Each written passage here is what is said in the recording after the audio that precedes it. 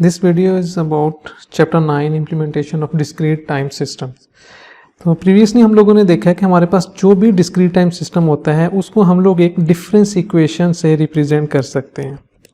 अब जनरली जो हमारे पास डिफरेंस इक्वेशन होती है उसकी फॉर्म जो हम लोग लिखते हैं वो क्या होती है, y of n is equal to minus summation k is equal to 1 to n a k y of n minus k plus summation k is equal to 0 to m b k x of n minus k। तो sort of हम लोग यहाँ पे क्या assume करते हैं कि हमारे पास जो भी एक सिस्टम है तो ये है, ये हमारा डिस्क्रीट टाइम सिस्टम है। इसको हम लोग इनपुट देते हैं x ऑफ n और ये हमें दे देता है आउटपुट y ऑफ n, और ये जो आउटपुट y ऑफ n है वो इन कम्बिनेशन से मिलके बनती है।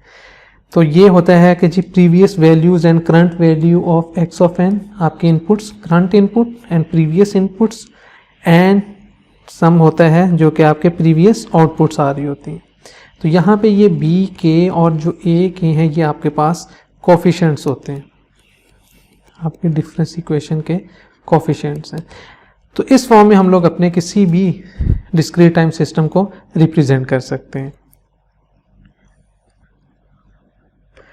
ओके, ये थे हमारे पास टाइम डोमेन रिप्रेजेंटेशन। फिर हम दूसरी डोमेन्स में भी ले जाते हैं। फॉर एग्जांपल एक डोमेन है उसको क्या नेम दिया जाता है, जी ट्रांसफॉर्म। तो जी ट्रांसफॉर्म के अंदर अगर हम लोग इसको रिप्रेजेंट करें तो हमें पता है कि हम लोग वहाँ पे सिस्टम को नॉर्मली रिप्रेजेंट करते हैं एच ऑफ जी।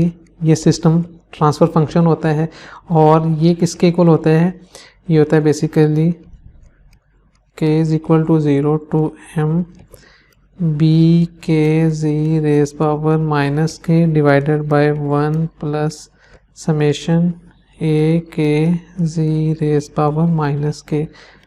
ये हम लोग प्रीवियस चैप्टर्स में बड़ी डिटेल से देख चुके हैं। एक्चुअली ये होता किसके इक्वल है, y of z over x of z। तो अगर आपके पास जो ये इक्वेशन है आप इस इक्वेशन का z ट्रांसफॉर्म लें और बाद में y z ओवर एक्स जी करें तो जो आपके पास एक्सप्रेशन आएगा वो ये वाला आएगा। यहाँ से अगर हम z की वैल्यूज़ निकालें तो वो हमारे पास ज़ीरोस होती हैं। यहाँ से अगर हम लोग z की वैल्यू निकालें तो वो हमारे पास उस सिस्टम के पोल्स बन जाते हैं। ये हमारे पास जनरल रिप्रेजेंटेशन है कि या तो हम डिफरेंस इक्वेशन की फॉर्म में रिप्रेजेंट कर सकते हैं या फिर हम लोग इस तरह जी ट्रांसफॉर्म की फॉर्म में रिप्रेजेंट कर सकते हैं। अब हम इन इक्वेशंस को बेसिकली ग्राफिकली प्लॉट करेंगे कि हम लोग ग्राफिकली इन सिस्टम्स को कैसे रिप्रेजेंट कर सकते हैं।